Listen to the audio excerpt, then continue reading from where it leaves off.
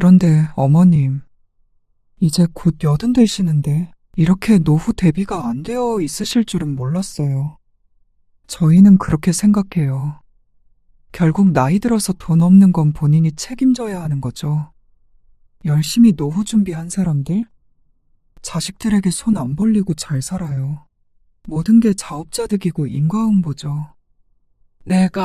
우리가 그 돈을 다 어디다 썼는데, 어? 호열이 너 하나 잘 되라고.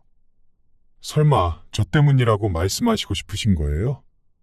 결국엔 어머니 아버지 선택이셨죠. 어머니 이러시는 거 자식 입장에서 정말로 부담돼요. 오늘 이야기 속 주인공은 78세 박순미 씨입니다. 그리고 그녀의 아들과 며느리에 관한 이야기이죠. 한평생을 자식 하나만을 바라보고 살았던 박 씨 부부. 내 한 몸 편한 것보다도 자식이 잘 되는 것이 항상 우선이었습니다. 그렇게 해서 자식 앞길에 도움이 된다면 그것이야말로 모두를 위한 길이라고 생각했습니다. 그런데 남편이 죽고 홀로 나이가 드니 그리고 가진 것 다 자식에게 퍼주고 나니 박 씨의 생각은 달라질 수밖에 없었습니다. 자식은 부모에게 도움을 청하던 그 자식이 아니었고 박 씨도 더 이상은 짱짱하던 그 부모가 아니었습니다. 입장이 바뀌니까 아들과 며느리는 박 씨를 짐짝 취급했습니다. 재산 관리를 잘못해 노후 대비가 안 되었다며 박 씨를 비난했습니다. 비참한 부탁을 하는 박 씨에게 며느리가 말했습니다. 인과응보. 노후에 쓸 돈 하나 제대로 챙겨두지 못한 것이 전부 박 씨의 탓이라고 했습니다. 저들이 가져다 쓴 것은 전혀 기억나지 않는 것처럼 굴며 박 씨를 외면했죠. 그러다 보니까 자식밖에 없었던 박 씨의 생각도 바뀔 수밖에 없었습니다. 영원할 줄 알았던 사랑도 뒤늦게 현실에 무릎을 꿇었습니다. 뒤늦게 정신 차린 박 씨는 이제 자식에게 노후를 기대는 어리석은 짓은 하지 않기로 결심했습니다. 차라리 재산을 지켰더라면 자식이 없어도 살아갔을 텐데 자식은 있는데 돈이 없으니 살아갈 수가 없었습니다. 박 씨는 아들이 하나 있었습니다. 애지중지 키운 외아들이었습니다. 그러니까 모든 걸 쏟아부어 키웠죠. 호열이가 전세로는 가기 싫다고 하네. 아이고, 지금 사는 집 보증금 합쳐가지고 어떻게 안 된대요? 될 것 같았으면 당신한테 이렇게 말도 안 했지. 아들이 결혼을 앞둔 어느 날 남편이 낮은 목소리로 말했습니다. 아들 결혼에 지원을 해줘야 하는데 웬만해선 전셋집을 구했으면 하는 마음이었습니다. 박 씨 부부도 어느 정도 여윳돈은 있어야 하지 않을까 싶어서였죠. 그런데 아들은 무리를 하더라도 집을 사고 싶어 했습니다. 그래서 상견례를 앞두고 아들을 불러 상의를 했습니다. 우선 전세로 가고 천천히 넓히면 되잖니? 내 집도 없이 시작하는 것보다 조금 무리하더라도 그게 맞는 것 같아요. 그리고 서울 집값은 반드시 올라요. 그러면 엄마 아빠도 좋죠. 그래서 남편이 노후 얘기를 꺼내자 아들은 오히려 기가 막히다는 듯이 대꾸했습니다. 노후요. 그런 걸 왜 신경 쓰세요? 아들이 있는데. 든든한 말이었지만 불안한 건 사실이었습니다. 남편은 대학 시절 공부를 할 때부터도 그런 얘기를 종종 했습니다. 나중에 성공해서 갚겠다. 남들보다 공부를 오래 하며 들인 돈이 많았습니다. 미안한 마음에 하는 소리였다고 여겼습니다. 자식 잘 되라고 물심양면 지원을 아끼지 않았습니다. 그런데 결혼할 때도 예상보다 큰 돈을 쓰게 된 것이었죠. 결국 아들이 원하던 대로 집을 샀고 이듬해 식을 올렸습니다. 며느리는 혼수를 해왔고 말이죠. 그런데 정작 몇 년 후에 집값이 오르자 엄마 아빠도 집값이 오르면 좋을 거라고 했던 말과는 달리 박 씨 부부에게 떨어지는 것은 전혀 없었습니다. 박씨 부부가 살던 집은 오르지도 않았고 말이죠. 아들과 며느리는 크게 기뻐했습니다. 그리고 주택담보대출을 받아서 부동산 투자를 해보겠다고 했습니다. 몇 억 버는 것은 우스운 일이라며 말이죠. 그러다가 집값 떨어지면 어쩌려고 그래. 돈을 버는 걸 생각해야죠. 잃을 걸 생각하면 어떻게 돈 벌어요? 네? 맞아요, 어머님. 걱정 마세요. 그런데 박씨의 우려처럼 아들 내외는 큰 경제적 어려움을 겪게 됐습니다. 부동산 가격이 급격히 떨어지는 바람에 투자했던 자금도 회수가 힘들어졌고 금리가 올라 이자를 내는 것도 빠듯해졌죠. 제발 저희 좀 도와주세요. 아니, 그러게. 남편은 하고 싶은 말을 삼켰습니다. 그리고 한동안 그 이자를 보태주고 힘들다고 할 때마다 금전적으로 도움을 주기도 했습니다. 그렇게 위기를 넘겼죠. 박씨 부부의 노후 자금은 수십 년간 대부분 아들에게 들어갔다고 해도 과언이 아니었습니다. 성실히 열심히 벌면 줄줄 돈이 샜습니다. 그래도 어떻게 하겠어. 자식이 둘도 아니고 셋도 아니고 호열이 하나뿐인데. 박씨도 남편의 마음을 충분히 알았습니다. 남편이 아니었어도 박씨가 도와주자고 발벗고 나섰을 것이었습니다. 세상 어느 부모가 내 자식 힘든 걸 눈뜨고 지켜볼 수 있을까요? 아들네는 끝없이 사고친 끝에 꽤나 넉넉하게 살게 되었습니다. 아들은 직장을 꾸준히 다녔고 며느리와 함께 부동산 투자를 해서 여유로워졌죠. 그러니까 박씨는 세상을 다 가진 것 같았습니다. 아버님, 어머님 덕이에요. 우리 덕은 무슨? 저희 엄마 아빠도 늘 감사하게 생각해요. 결국 아들네가 처음 투자했던 자본금도 결혼할 때 박씨 부부가 지원해줬던 돈이었습니다. 그러니까 며느리의 말은 크게 틀린 말이 아니었습니다. 아들 부부는 박씨 부부에게 잘했습니다. 부모에게서 가져갈 것이 남아있을 때까진 말이죠. 어머님, 준우랑 제인이 좀 봐주실 수 있으세요? 급하게 외출해야 하는데. 그래. 맡겨놓고 가라. 감사해요. 8시쯤 데리러 갈게요. 박씨 부부와 아들 내외는 가까이 지냈습니다. 아들이 하나라도 외로움은 모르고 살았습니다. 손주도 둘이나 있었고 자주 봤기 때문이었습니다. 준우랑 제인이 온대? 네. 밤에 데리러 온다니까 저녁까지 먹여서 보내면 되겠어요. 그래도 준우 엄마가 다른 며느리들이랑은 다르게 싹싹하고 잘 챙겨. 그걸 말이라고 해요? 마침 그때쯤 박씨 부부가 나가는 모임에서 한창 화제가 됐던 문제가 있었습니다. 한 지인이 며느리와 척을 져서 집에서 쫓겨난 이야기였습니다. 집까지 주고 합가했는데 합가한 지 2년 만에 원룸을 구해 나왔다는 말을 듣고 다들 분개했습니다. 그리고 박씨의 남편도 있을 수 없는 일이라며 한참을 그 이야기를 하며 지냈습니다. 춘식이 알지? 내 친구. 알죠. 그놈은 애들이 손주도 안 보여준대잖아. 수 틀리면 전화도 안 받는데. 어이구, 뭐 그런 애들이 다 있어요? 그러니까 말이야. 우린 얼마나 복 받은 거야. 그러니까 애들 맡긴다고 하면 힘들다 소리 하지 말고 눈치도 주지 마라. 손주들을 자주 맡기기는 해도 그런 며느리들과 박씨의 며느리를 비교할 수는 없었습니다. 내가 왜 눈치를 줘요? 내 손주들인데. 그런데 아들과 며느리는 서서히 변해갔습니다. 이제 더 이상 부모에게는 받을 게 없다고 여겨서였는지도 몰랐습니다. 저희 명절 아침에 가려고요. 왜? 전날에 안 오고? 집도 가까운데 뭐하러 잠까지 자요. 그래, 그러면 몇 시에 올 거야? 그냥 아침 식사할 시간 맞춰서 갈게요.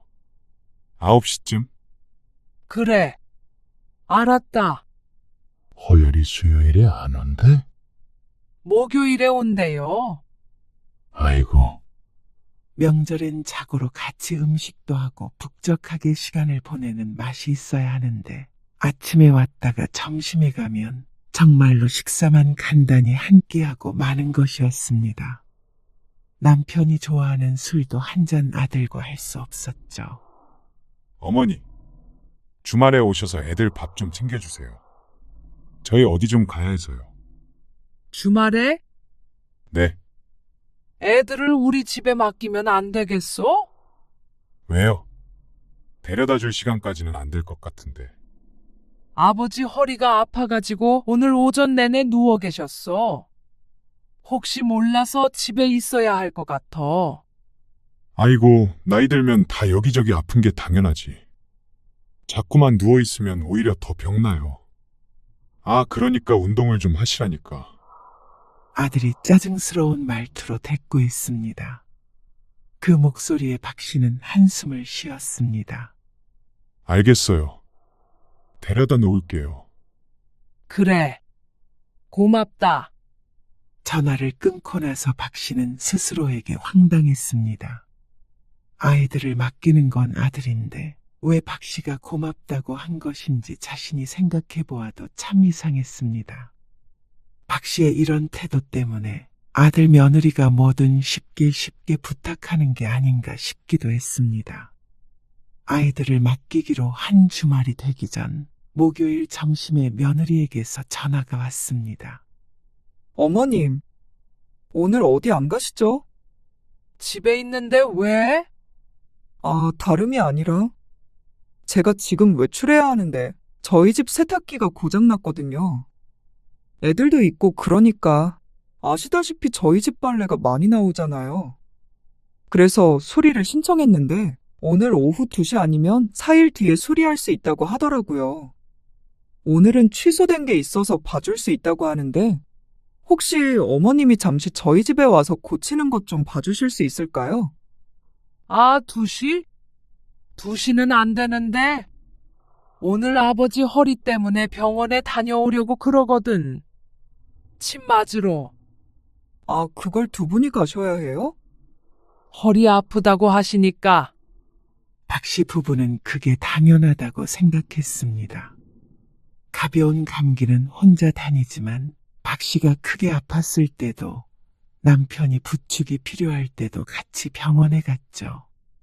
그런데 아버지 병원보다도 세탁기가 급하다는 며느리. 에이, 그래도 일상생활하고 다 하시지 않으세요?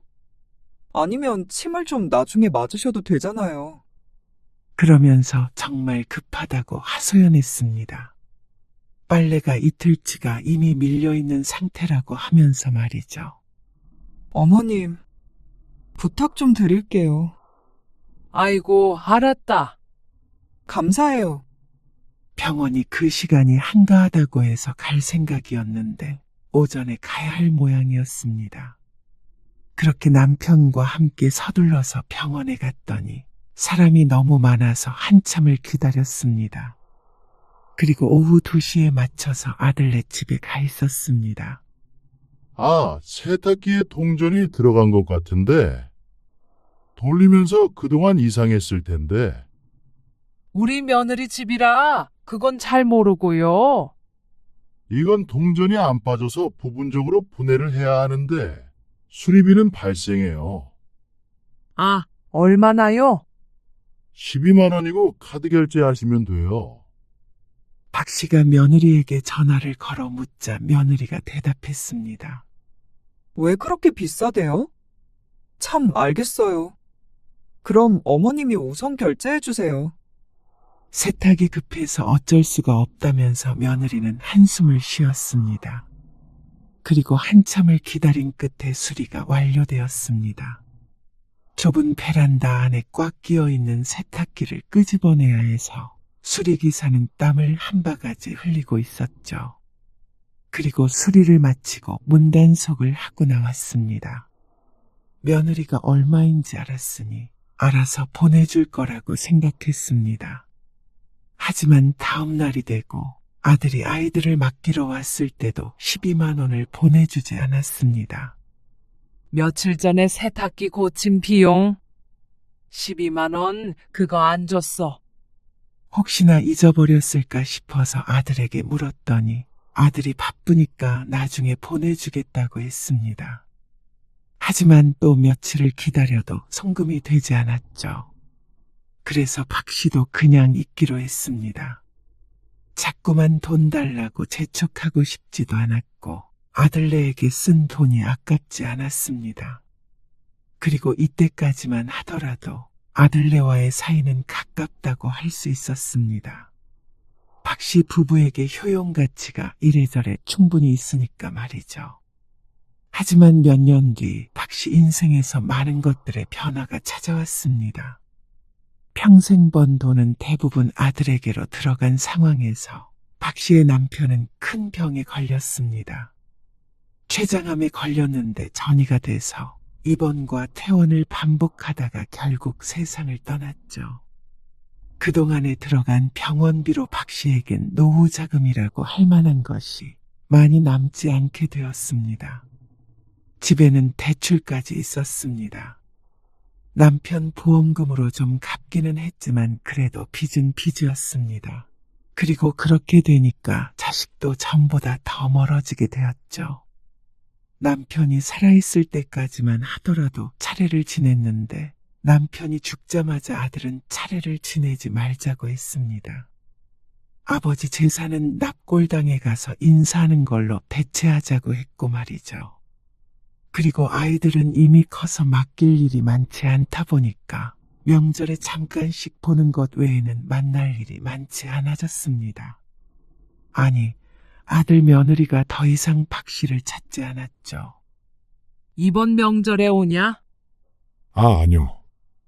이번에는 저희가 어딜 좀 가기로 해서요.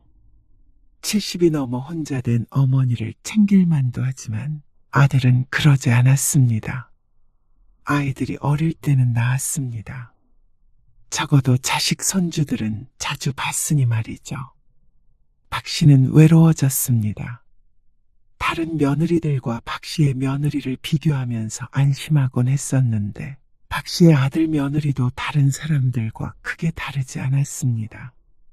도움이 필요할 때는 부담스럽다는 이유로 외면했죠. 임플란트 하셔야 해요. 부분적으로 틀니도 하셔야겠고요. 치과 열심히 다니시지 그러셨어요. 어느 날 치아와 잇몸이 너무 아파서 참다 못해 방문한 치과. 의사에게 무척 달갑지 않은 말을 들어야 했습니다.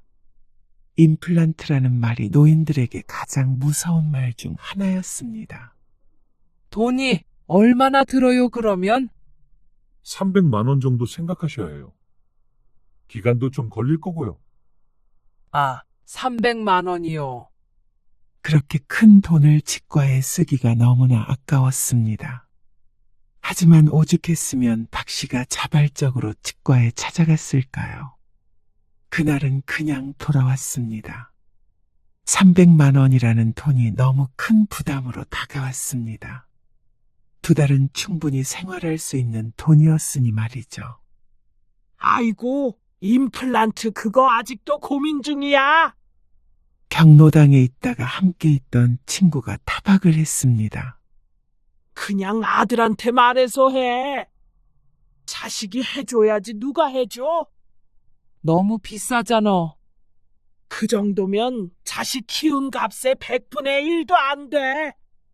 아들도 잘 산다면서 뭐가 문제야? 그만한 돈 없겠어? 평소에 박 씨가 아들 자랑을 좀 해놨더니 친구는 더욱 박 씨를 이해하지 못하는 눈치였습니다. 우리 딸은 없이 살아도 내 이빨은 다 해줬어.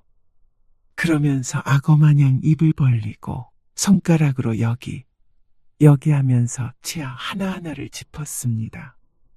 아이고, 알았어. 나도 할 거야. 자식에게 임플란트 좀 해달라고 말하는 게 쉬운 부모도 있겠지만 박 씨는 아니었습니다. 나이 들어서도 자식에게 부담을 주고 싶지는 않았으니 말이죠. 하지만 인정해야 했습니다. 70대 중반이 넘어가는 나이에 자식 아니면 누구에게 의지하고 살까요? 남편도 떠난 마당에 박 씨는 아들밖에 없었습니다. 그래서 박 씨는 아들과 통화를 하다가 넌지시 이야기를 꺼내보았습니다. 이번에 치과에 다녀왔는데 말이야. 네. 뭐래요? 임플란트 해야 된다고 하더라고. 틀니랑.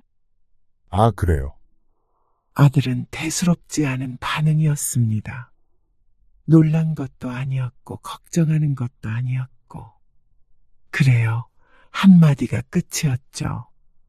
박 씨는 용기를 내어 한마디를 더 덧붙였습니다. 그게 근데 비용이 만만치가 않더라고. 얼만데요?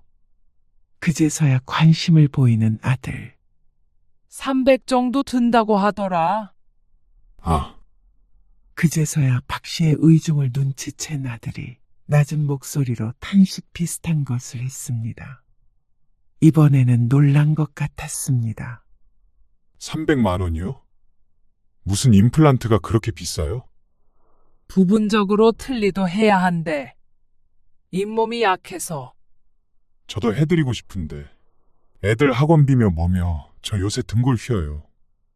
새학기 시작하기 전에 무슨 특강하고 학원비만 300은 우스워요. 게다가 둘이니까. 아이고, 애들 학원비가 그렇게나 많이 들어? 그게 최소 드는 돈이에요. 이것저것 자잘하게 더 들죠. 아들의 말을 듣고 보니까 박 씨의 치아는 급한 것도 아닌 것 같았습니다. 손주들의 공부가 더 중요한 문제였죠. 거기다가 대고 학원비 줄여서 내 임플란트에 보태라고 할 수도 없는 노릇이었습니다. 아들이 돈을 아무리 잘 벌어도 매달 돈이 그렇게나 나가면 여유가 없을 수도 있겠구나 싶었습니다. 다음에 해드릴게요. 여유 좀 생기면요. 아니야. 그냥 그만큼 든다는 소리였지. 아들에게 부담을 주려고 꺼낸 말은 아니었습니다. 그냥 혹시나 하는 마음의 한 소리였죠. 박 씨가 괜스레 미안해지는 순간이었습니다. 이런 부탁을 자식에게 했다는 게 부끄럽기도 했습니다. 결국 임플란트는 카드로 계산했는데 할부를 최대한 길게 설정했습니다. 조금이라도 부담을 덜어야 했으니 말이죠. 경로당의 친구에게는 아들이 해줬다고 했습니다. 이러쿵 저러쿵 설명하는 것도 구차해 보여서였습니다. 그런데 그날 이후로 아들은 박 씨가 병원에 간다는 말에 무척 예민해졌습니다. 아니, 박 씨는 그렇다고 느꼈습니다. 박 씨는 어느 날 갑자기 어지러움을 느껴서 동네 병원에 들렀다가 정밀 검사를 권유받았습니다. 검사 비용도 비쌀 뿐더러 혹시나 큰 병인가 싶어서 걱정되는 마음에 아들에게 전화를 걸어 상의했습니다. 왜 어지러우신 건데요? 그걸 모르니까 검사해보자고 그런 거지. 혈압 문제도 있고. 그러자 아들이 한숨을 어찌나 크게 쉬던지 박 씨의 어깨가 움찔거렸습니다. 나이 들면 좀 어지럽고 그럴 수도 있는 거죠. 저도 그래요. 갑자기 일어나면 현기증도 나고. 그런다고 일일이 그런 거 찍어요? MRI. 낮은 음성으로 쏘아붙이는 아들의 목소리에 박 씨는 주눅이 들었습니다. 제 딴에는 심각하게 고민이 되어서 전화를 건 것이었는데 아들은 아무것도 아닌 일로 병원에 가서 돈만 쓴다면서 불만스레 말했습니다. 그런 거 검사하는 거 다 보험으로 되는 건 아니잖아요. 박 씨는 대답하지 못했습니다.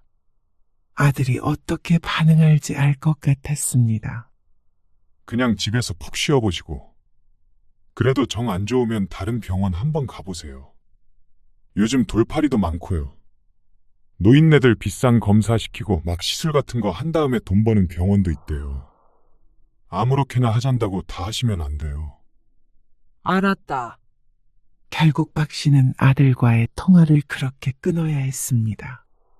더 뭐라고 말해볼 기회도 없었습니다. 하지만 얼마 뒤에 또다시 어지러움증을 느꼈고 이번에는 식은땀까지 나는 것 같았습니다. 아무리 생각해봐도 아들도 겪는다는 그런 어지러움증은 아닌 것 같았습니다.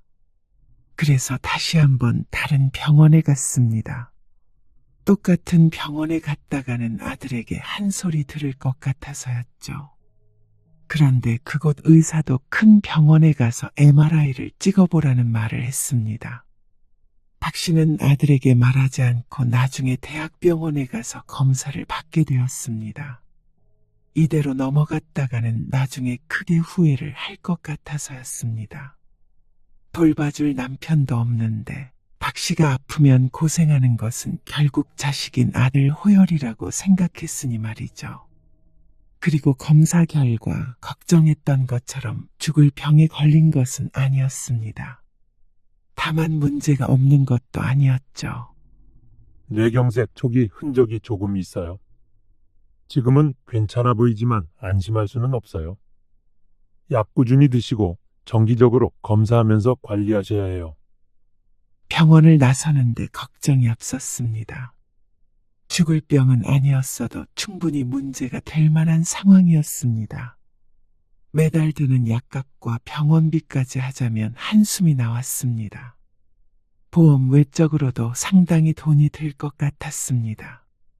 박 씨는 벤치에 잠시 앉아서 한참 있었습니다. 그리고 집에 돌아와 잠시 고민하다가 휴대폰을 들었습니다. 그래도 아들에게 상황이라도 알려줘야 하나 싶었습니다. 하지만 이내 고개를 저었습니다. 아니야, 됐다. 괜한 걱정을 시키기도 싫었고 이런 얘기를 했다가는 돈 달라는 소리밖에 더 되겠나 싶었죠. 박 씨는 앞날이 조금 막막하게 느껴졌습니다. 오래 살아도 건강하게 살아야 하지. 아프면서 오래 살면 재앙이나 다름없다고 생각했습니다. 남편도 끈질기게 투병했지만 남은 것은 한 줌 재가 되어버린 육신과 빚이었습니다. 아픈 것이 두려운 게 아니라 그 뒤에 남겨지는 것들이 무서웠죠. 박 씨는 거실 테이블 앞에 앉아서 가계부를 열었습니다. 전혀 사치를 부리지 않아도 한 사람이 살아가는 데 드는 비용은 꽤나 컸습니다. 물가의 영향도 많이 받았고 이번처럼 병원에 다녀온다거나 보일러를 고친다거나 그런 사건이라도 있으면 구멍이 나곤 했죠. 10년 전까지만 하더라도 이 정도 일에 걱정을 할 정도는 아니었는데 그동안 많은 것이 바뀌었습니다. 그러던 어느 날이었습니다.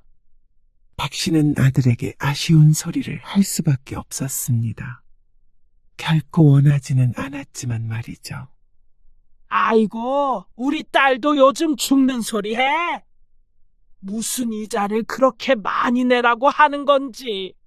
그래서 집을 팔고 싶어도 집값 떨어져서 팔지도 못하고 말이야. 집값보다 대출이 더 많게 생겼으니 젊은 사람들 죽어나지.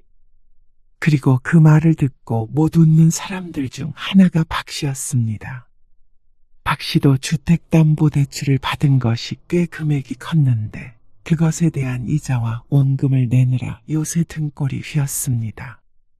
나이 들어 수입은 없었고 가진 것과 연금으로 살아야 하는데 가진 것은 집 한 채뿐이었고 연금으로는 한 사람이 살아갈 수 없는 금액이었습니다. 그런 와중에 이자를 그렇게 내라고 하면 정말로 박 씨 보고 죽으라고 하는 것이나 마찬가지였습니다. 남에게 그런 속사정까지는 다 하지 못하고 박 씨는 혼자서만 끙끙 앓았습니다. 그리고 이자가 연체되었을 때 박 씨는 다른 수가 없어서 아들을 찾아갈 수밖에 없었습니다. 아니, 그 정도 이자도 못 갚으실 거면 돈을 빌리지 마셨어야죠. 네 아버지 병원비도 있고. 그리고 아들에게 들어간 돈도 일부 있었습니다. 오래전에 아들이 부동산 투자를 하겠다고 해서 빌려줬던 돈이었습니다. 사실상 준 것이나 마찬가지였죠. 그 당시 상황을 아들도 충분히 알고 있었습니다. 담보대출을 권유한 것도 아들이었으니 말이죠. 그런데 이제 와서 그런 일은 다 잊었다는 듯이 박 씨를 탓하고 있었습니다. 얘기만 들어보면 꼭 박 씨가 그 돈을 허튼데 쓴 것처럼 말이죠. 박 씨는 이를 꼭 깨물었습니다. 남편이 낫고 나면, 그리고 아들네가 사정이 좋아지면 충분히 갚을 수 있는 돈이라고 생각했습니다. 하지만 남편은 죽었고 아들은 그 뒤로도 몇 차례 손을 벌렸습니다. 그리고 사정이 나아진 뒤에도 한 번 떠난 돈은 다시 돌아오지 않았습니다. 이자 못 갚으면 나 앉게 생겼어. 내가 오죽하면 널 찾아왔겠니? 아들에게 부담을 주는 것은 박 씨로서는 정말로 하고 싶지 않은 것이었습니다. 거절을 당했던 일도 여러 차례 있었지만 그보다도 내가 사랑하는 아들에게 짐을 지워주고 싶지 않은 마음이 컸습니다. 특히나 집 문제처럼 큰 일은 말이죠. 하지만 이 나이에 정말로 길거리에 나앉을 수는 없었습니다. 차라리 얼른 그 집을 팔아버리세요. 그래서 작은 집 월세라도 구하면 그게 나을 수도 있어요. 아들의 말에 박 씨는 할 말을 잃었습니다. 집을 팔려면 팔겠지만 그렇게 급하게 팔려면 헐값이어야 했습니다. 그러면 대출을 갚고 남는 돈으로 집을 구하고 앞으로를 살아가야 했습니다. 대출을 갚아야 하는 입장도 힘들긴 했지만 내 집이 있고 없고는 비참한 정도가 달랐습니다. 그리고 박 씨가 이렇게 아들을 찾아온 이유는 있었습니다. 지금 박 씨의 상황이 옛날 아들의 상황과 별반 다르지 않기 때문이었습니다. 그때는 아들이 하도 힘들다고 해서 박 씨 부부가 돈을 대줬었습니다. 그래서 결국 아들도 이렇게 일어설 수가 있었던 것이었죠. 물론 나도 이렇게 했으니 너도 똑같이 해라. 이런 신보는 아니었습니다. 다만 자식이라면 부모가 자식에게 했던 것만큼은 아니더라도 최소한의 책임감은 있을 거라고 생각했습니다. 저희도 애들 대학도 보내야 하고요. 보이는 것처럼 그렇게 여유롭지는 않아요. 어머님, 며느리의 말에 박 씨가 아들네 집을 둘러보았습니다. 40평이 넘는 아파트, 수백의 학원비, 그리고 집이 경매에 넘어갈 것 같은 부모. 참 어울리지 않는 조합이었습니다. 요즘 자식들이 아무리 매정하다고 하나 이 정도까지 피도 눈물도 없을 줄은 몰랐습니다. 그런데 그때 아들이 땅이 꺼져라 한숨을 쉬며 말했습니다. 일단 몇 달은 저희가 도와드릴게요. 근데 제가 말했던 것처럼 집을 얼른 팔아보세요. 부동산 경기가 안 좋아 자신들도 손해가 크다면서 앞으로도 더 떨어질지도 모른다고 경고까지 해주었습니다. 박 씨는 아무 말 없이 앉아 있었습니다. 그런데 며느리가 박 씨에게 결정타를 날렸습니다. 그런데 어머님, 이제 곧 80 되시는데 이렇게 노후 대비가 안 되어 있으실 줄은 몰랐어요. 저희는 그렇게 생각해요. 결국 나이 들어서 돈 없는 건 본인이 책임져야 하는 거죠. 열심히 노후 준비한 사람들? 자식들에게 손 안 벌리고 잘 살아요. 모든 게 자업자득이고 인과응보죠.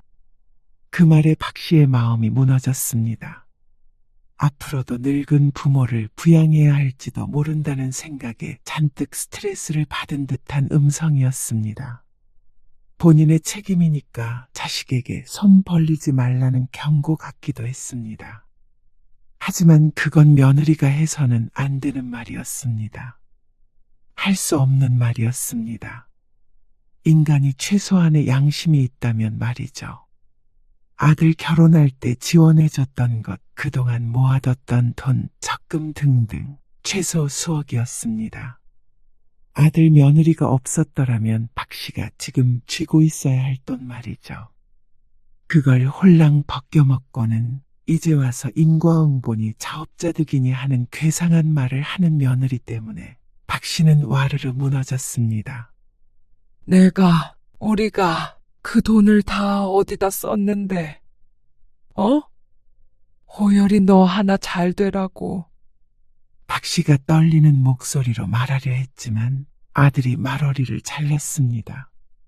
설마 저 때문이라고 말씀하시고 싶으신 거예요? 오히려 아들이 당황스럽다는 듯한 반응이었습니다. 결국엔 어머니 아버지 선택이셨죠. 근데 아무리 힘들어도 그렇다고 수험생이 있는 집에 합가를 할 수도 없는 노릇이고요. 같이 살면 서로 더 멀어져요. 그렇다고 저희가 금전적으로 마음껏 도와드릴 수 있는 형편도 아니거든요. 정말로 그 정도 여유가 안 돼요. 대출 갚아주길 원하시는 거죠? 저희도 돈 여기저기 많이 묶여 있어요. 집값 떨어져서 저희도 힘들어요. 아시잖아요. 아들은 주저리 변명이 길었습니다. 박 씨가 혹시라도 자신의 집에서 산다고 할까봐 무섭기라도 한 모양이었습니다. 그러면서 선심 쓴다는 듯이 그 자리에서 박 씨의 통장으로 200만 원을 보내주었습니다. 그게 꼭 적선이라도 받은 것처럼 비참했습니다. 자식에게 받은 것인데도 말이죠. 자식에겐 더한 것도 해줬는데 반대의 상황이 되니까 참담했습니다. 어쩜 내 배로 나왔지만 이렇게 잔인한 자식이 있나 싶었습니다. 아니, 며느리도 마찬가지였습니다. 정말로 끼리끼리 잘 만난 것 같았습니다. 손주들 봐주고 힘들 때마다 도와주고 그렇게나 부모 노릇하려고 노력했는데 이제 와서 자신들이 부모를 돌봐줄 때가 되니까 외면해버리나 싶었습니다. 혹여나 부모가 자신들에게 짐이 될까봐 무서워하는 꼴이 참 웃기기도 했습니다. 동시에 더할 수 없이 슬프고 끔찍한 심정이었습니다. 박 씨는 그날 이후로 다시는 아들네 찾아가지를 않았습니다. 아들도 가끔씩 생사만 확인하듯 전화를 했을 뿐 박 씨의 생활에는 관여하지 않았습니다. 박 씨는 신용대출을 받아서 지냈습니다. 그것도 임시방편일 뿐 결국은 더 큰 빚이 되어 돌아올 것이었습니다. 하지만 방도가 없었습니다. 그러던 어느 날이었습니다. 부동산 규제가 완화되고 수도권 아파트 가격이 급등했습니다. 특히나 박 씨가 사는 지역은 가장 급등한 지역 중 한 곳으로 올랐다고 했습니다. 상세히 알고 있는 이유도 경로당에서 사람들이 부자 되겠다며 떠들어대는 말 때문이었습니다. 박 씨는 꽉 조였던 숨통이 트이는 기분이었습니다. 그리고 그 시점 이후로 아들 며느리에게서 오는 연락이 잦아졌습니다. 그런데 집값이 올랐다고 하면 좋아해야 하는데 아들은 우울한 목소리였습니다. 그 당시에 투자했던 부동산 3개 다 처분해 버렸어요. 대출 갚고 남는 거 얼마 있지도 않는데 이자가 부담돼서 저희 집으로 대출 받은 것도 좀 갚았고요. 근데 어머니 아파트는 많이 올랐죠. 아, 우리도 기다렸어야 하는 건데. 아들은 박 씨의 집에 무척 관심이 많아 보였습니다. 지금 대출 받으면 좀 더 나올 텐데. 아니면 이 기회에 팔아도 되고요. 그 다음에 재투자하면 노후자금 좀 벌 수 있지 않을까요? 꼭 박 씨를 위하는 말 같았지만 그렇지 않았습니다. 차지 자신을 위한 것이었죠. 재투자는 제가 알아서 할게요. 그 말에 박 씨는 어쩐지 웃음이 나왔습니다. 혹시나 박 씨가 자신에게 기댈까 벌벌 떨더니 이제는 이렇게나 적극적으로 나오다니요. 코미디가 따로 없었습니다. 박 씨는 그동안 많은 생각을 했습니다. 그동안 살아온 인생에 관해서, 그리고 아들에 관해서. 하나밖에 없는 아들이라고 뭐든지 퍼주고 오냐오냐 키웠더니 부모도 모르는 괴물이 되어버린 것 같았습니다.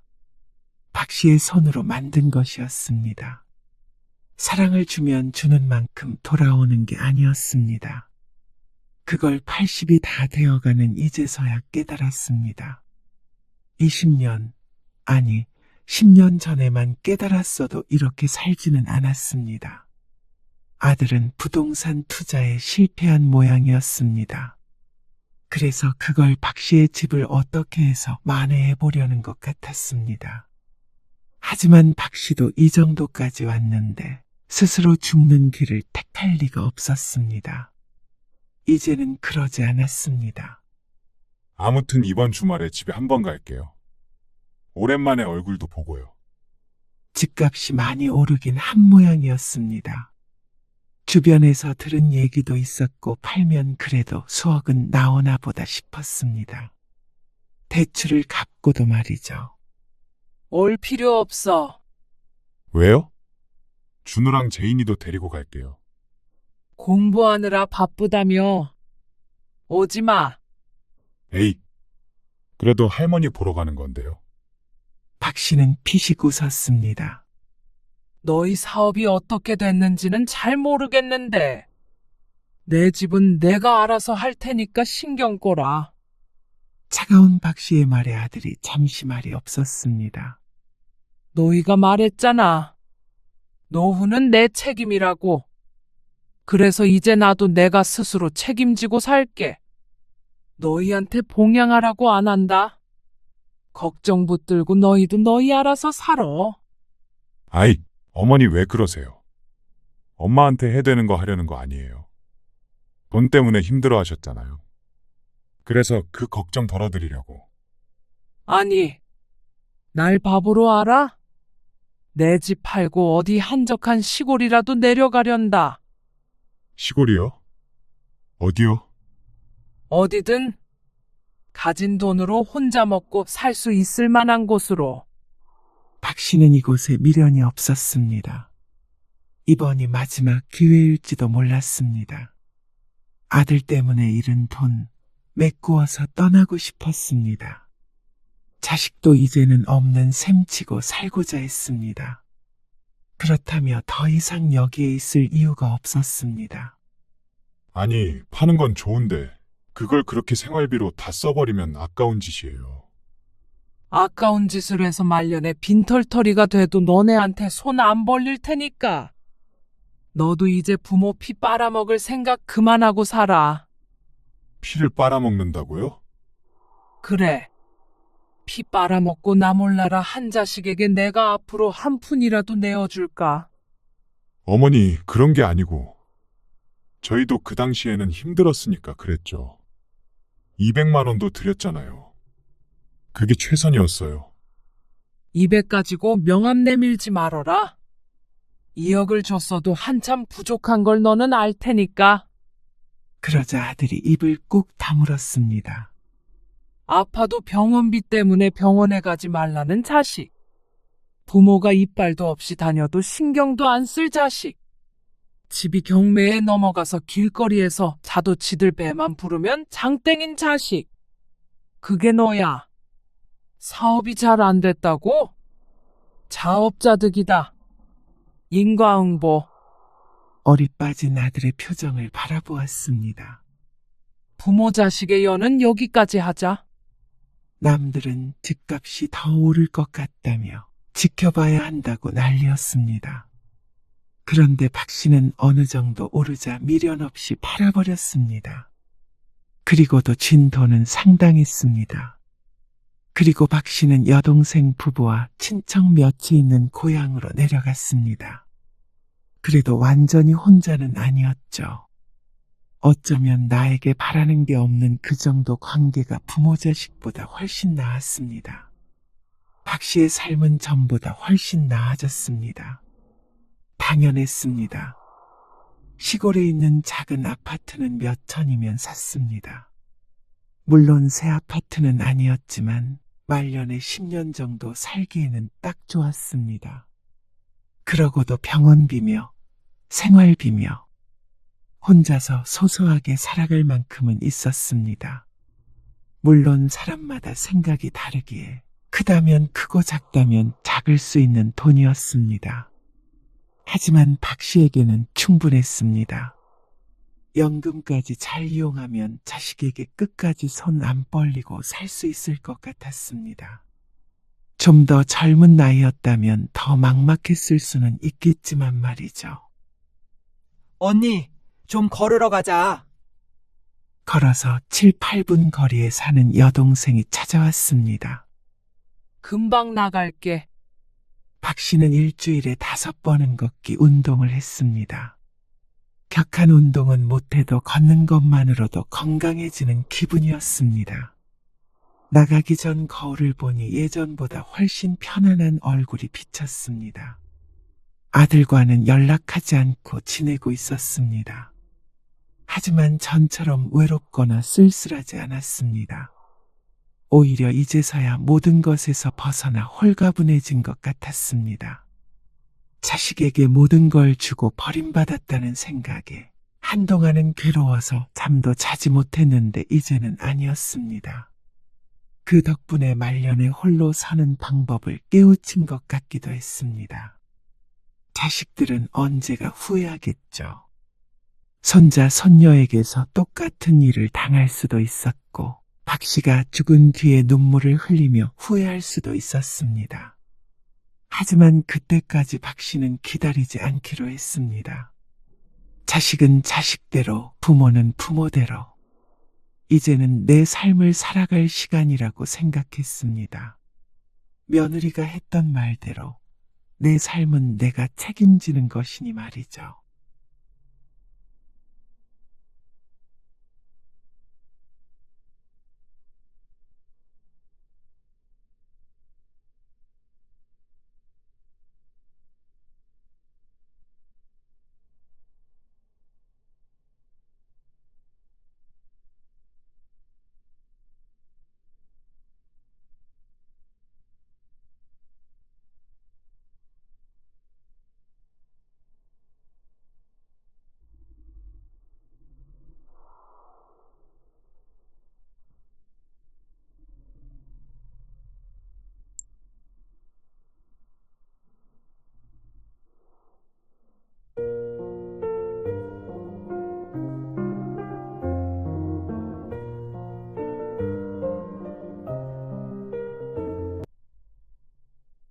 비행기표 끊어라. 네? 나 지금 한국 돌아갈 테니까 얼른 비행기표 예약하라고. 그게 무슨 말씀이세요? 그 카드도 일이 있네. 아버지, 당장 비행기표 끊어라. 이 여행난 더는 못하니까. 왜 그러시는데요? 왜 그러냐고. 그걸 몰라서 그래. 지금 내가 뭐 때문에 1,000만 원 넘게 들여가면서 너희랑 같이 여행 온 거냐? 내 생일이라고 여행 오자고 했던 거 아니냐? 그렇죠. 근데 이게 뭐야? 이래서 혼자 있어라, 저래서 혼자 있어라. 여기 와서 뭘 한 것 같지도 않다? 오늘 이야기 속 주인공은 65세 김문호 씨입니다. 그리고 그의 아들과 며느리들에 관한 이야기이죠. 김 씨는 나이 들어 기댈 건 자식들밖에 없다고 생각했습니다. 혼자 남은 아버지를 챙기며 다 같이 여행을 가자고 할 때까지는 말이죠. 그런데 저들 좀 불편하다고 아버지를 내팽개치고 내내 지들끼리 즐기는 두 아들과 며느리들을 보고 한탄했습니다. 어려운 상황에서는 언제든지 부모를 저버릴 수 있는 놈들이구나 하는 생각이 들었습니다. 김 씨가 그나마 가진 게 있어서 효용가치가 있어서 부모 대접을 해왔던 것이지, 만약 돈 한 푼 없어지는 날에는 자식들에게 버림받아 뉴스에 나오는 독거노인이 자신이 될 것 같다는 생각을 했습니다. 처음으로 간 가족여행에서 말이죠.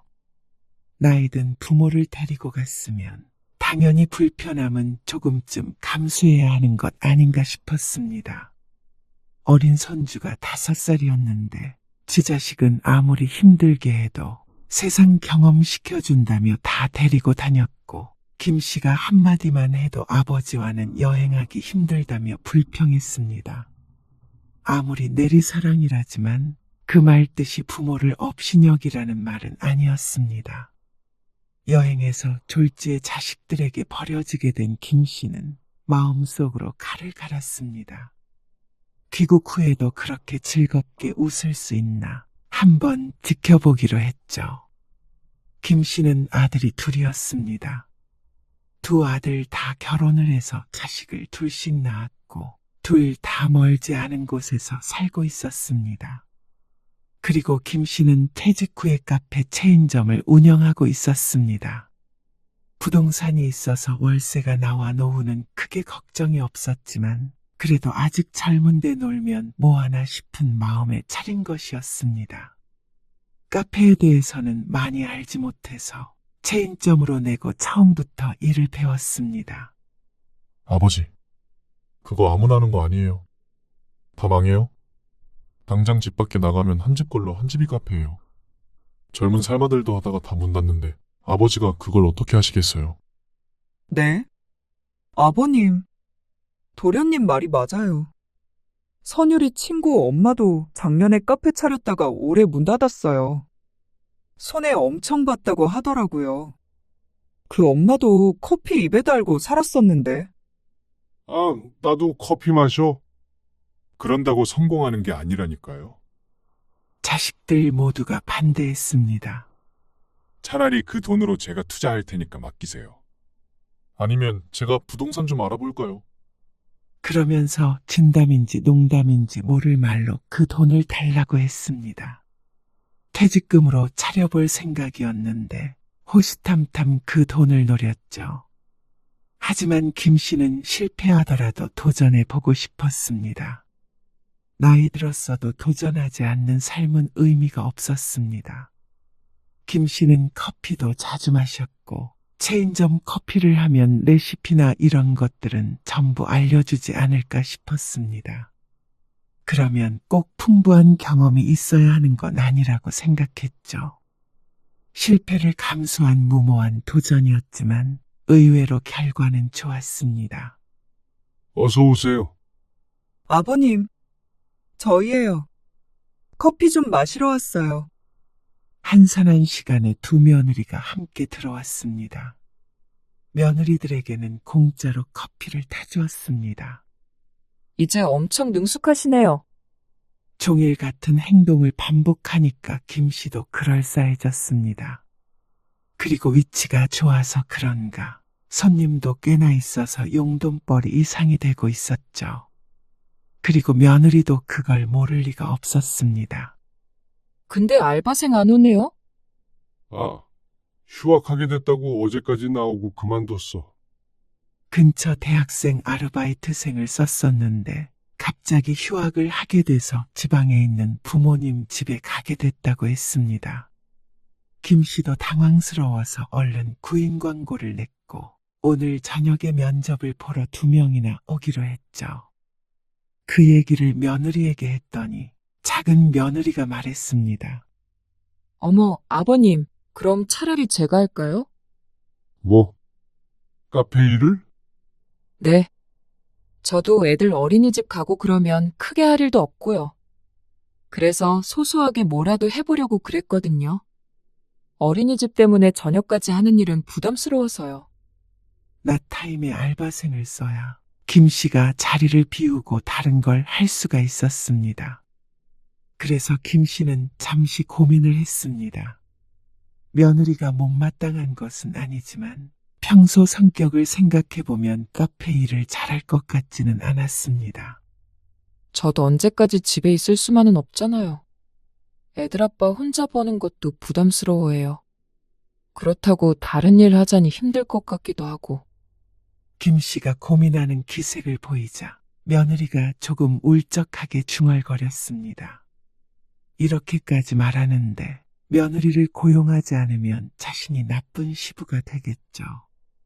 그래. 그러면 내일부터 출근할 수 있어? 그럼요. 아버님, 며느리는 다음 날부터 9시부터 3시까지 일을 하기로 했습니다.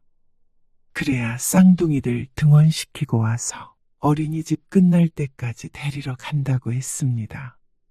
원래는 8시에 와서 오픈 준비를 해야 했는데 그런 사정을 봐서 김 씨가 나와서 오픈을 하기로 했습니다. 얼른 일할 사람을 구해서 다행이었지만 사실 다행인지 아닌지 헷갈렸습니다. 시간이 지날수록 좀 더 성실한 학생들을 고용하는 게 맞지 않았나 하는 생각이 들었죠. 오늘 오전에 볼 일 있다니까 이렇게 늦게 오면 어떡해? 9시까지 출근해야 할 며느리는 꼭 9시 20분을 넘겨서 오곤 했고, 가끔은 이렇게 10시가 넘을 때도 있었습니다. 죄송해요. 연우랑 진우가 아침부터 어린이집 안 간다고 떼쓰고 그래서 한바탕 난리였어요. 아마 연우 아빠도 회사 지각했을지도 몰라요. 그러면서 한숨을 푹 쉬니까 거기다 대고 더 핀잔할 수도 없었습니다. 일반 알바생이 이렇게까지 자주 지각하면 다른 사람을 구하면 되는데 며느리를 자를 수도 없고 말이죠. 그리고 며느리는 싹싹하게 손님을 맡기는 했지만 손이 김씨보다도 느렸습니다. 벽에다가 음료를 만드는 방법을 적어서 붙여놨는데도 여전히 외우질 못하고 재료 하나 넣고 보고 또 재료 하나 넣고 확인하고를 반복하고 있었습니다. 그러니까 며느리에게만 맡겨놓고 쉽게 자리를 뜰 수도 없었습니다. 한 달이 다 되었는데도 말이죠. 그리고 큰 며느리도 사실 문제였습니다. 아버님, 저 왔어요. 큰 며느리는 낮에 친구들까지 대동해서 카페로 찾아왔습니다. 저희 아메리카노 4잔이요. 당연하다는 듯이 돈은 내지 않았습니다. 여기서 계산하라고 하면 며느리 체면이 깎일까봐 아무 말 하지 않고 돈도 받지 않았습니다. 하지만 이게 일주일에 2-3번이나 되니까 나중에 기회되면 한번 아들에게 말을 할 생각을 하고 있었습니다. 며느리야 언제든 와도 공짜로 주겠지만 자꾸만 친구들을 데려오니까 문제였죠. 김 씨가 직장에 다닐 때는 아들이나 며느리를 볼 일이 많이 없었습니다. 가까이 살아도 명절이나 무슨 날이나 되어야 찾아왔으니 말이죠. 아내가 살아있을 적에는 그걸 참 서운해하곤 했습니다. 김 씨가 사별한 지는 4년 되었는데 아내가 있었다면 며느리들이 이렇게 가까이 지내는 걸 반겼을지도 몰랐습니다. 그런데 김 씨는 좋은 점보다는 나쁜 점이 더 많은 것 같았습니다. 특히나 이렇게 일적으로 얽혔을 때는 더 그랬습니다. 아버지, 연우 엄마가 좀 서운해하던데요. 뭐? 왜? 며느리가 일한 지 한 달 꽉 채웠을 때 김 씨는 봉투에 월급을 넣어서 줬습니다. 그런데 그날 둘째 아들에게서 전화가 온 것이었습니다. 뜻밖의 말에 놀라 되묻자 아들이 대답했습니다. 너무 월급을 알바생 기준으로 주신 거 아니에요? 그럼 도대체 무슨 기준으로 줘야 하는 건지 어리둥절했습니다. 처음부터 그 금액을 주기로 했는데 무슨 소리야? 에이, 그래도 가족인데 너무 짜게 구시는 거 아니에요? 어려우신 것도 아니고. 황당한 말에 인상을 찌푸리게 되었습니다. 일한 만큼 돈을 받는 건 당연한 거 아닌가 싶었습니다. 며느리가 실제로 그보다도 덜 일하기도 했고 말이죠. 싫으면은 처음부터 말했어야지. 월급 주니까 부족하다고 그래. 그게 아니고요. 그래도 좀 더 챙겨주셨으면 좋았겠다. 이 말이죠. 아들이 멋쩍은 듯 중얼거렸습니다. 그러더니 말을 덧붙였습니다. 아니에요. 아버지, 그냥 해본 말이에요. 김 씨는 말없이 전화를 끊었습니다. 김 씨가 경제적으로 여유가 있는 것은 맞았지만 그렇다고 자식들에게 무분별하게 돈을 주어야 하는 것은 아니었습니다. 결혼할 때 두 아들에게 할 만큼 충분히 하기도 했고 말이죠. 그런데 또 아들에게 말했던 것처럼 매정한 성격도 못 되었습니다. 다음 달부터는 작은 며느리의 월급을 넉넉하게 챙겨주었습니다. 그래도 시아버지랑 일하는 게 쉽지 않을 텐데 고생한다는 의미에서 말이죠. 아버님, 감사해요. 그러니까 며느리는 정말 좋아했습니다. 큰 며느리는 그럴 줄 알았으면 자기가 했어야 했다고 농담했죠. 이렇게 더불어 사는 것도 나쁘지 않다고 생각했습니다.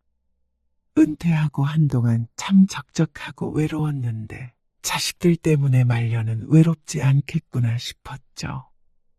그런데 마냥 좋을 수만은 없었습니다.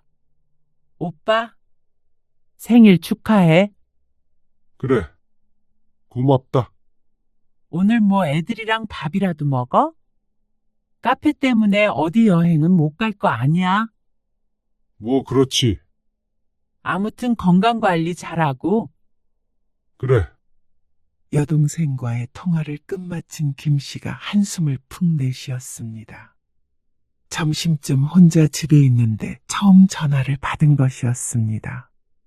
아침에 오픈도 이제는 며느리가 해서 김 씨는 출근하지 않았는데 자식들에게선 전화 한 통 없었습니다. 차마 여동생에게는 자식들이 연락도 없다는 소리는 하지 못했습니다.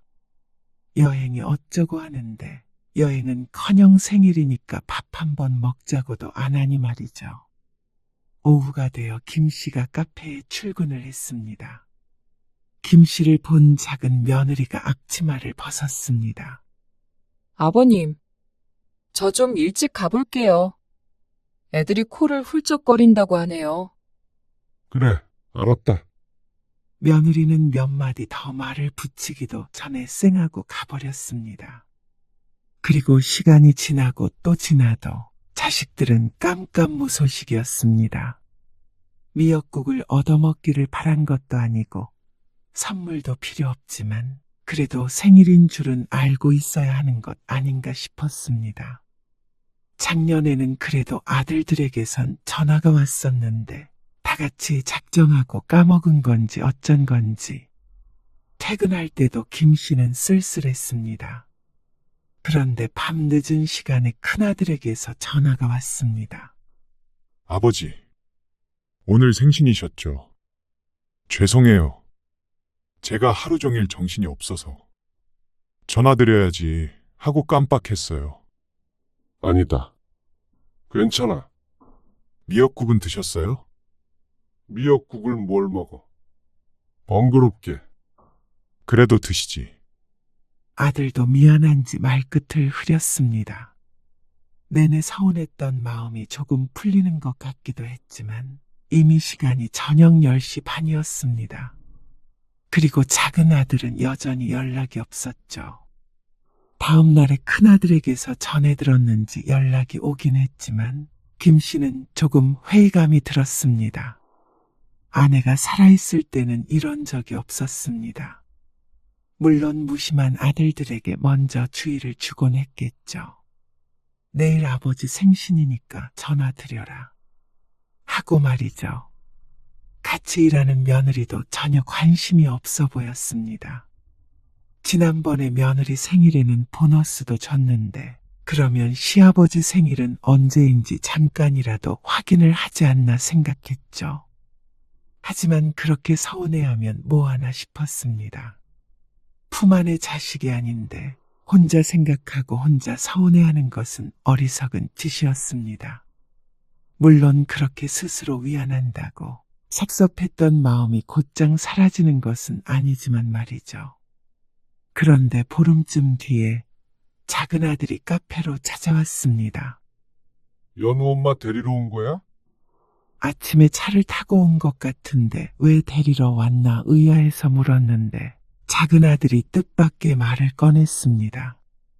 아버지 생신 기념으로 여행 가려고 하는데 어떠세요? 뭐? 여행? 네. 생각해보니까 전에 아버지 환갑 때도 그냥 식사만 하고 간다니 넘어간 것 같기도 하고요. 그리고 이번에 죄송했어요. 작은 아들은 생일 다음 날 아침 일찍 전화를 했었습니다. 그리고 두 아들은 생일을 제대로 챙기지 못해서 미안한 모양이었습니다. 그렇게까지 안 해도 돼. 에이, 그래도요. 형도 그러자고 했어요. 애들도 데리고 다 같이 가면 좋을 것 같아서요. 어머, 너무 좋을 것 같아요. 옆에 있던 며느리도 맞장구 쳤습니다. 애들 어디 놀러 간 지도 오래됐는데. 날 추운데 괜찮나? 추워도 운치 있잖아요. 해외여행 가면 너무 좋겠다. 해외는 우리가 인원이 많잖아. 너무 돈이. 작은 아들이 힐끔 김 씨의 눈치를 보며 말했습니다.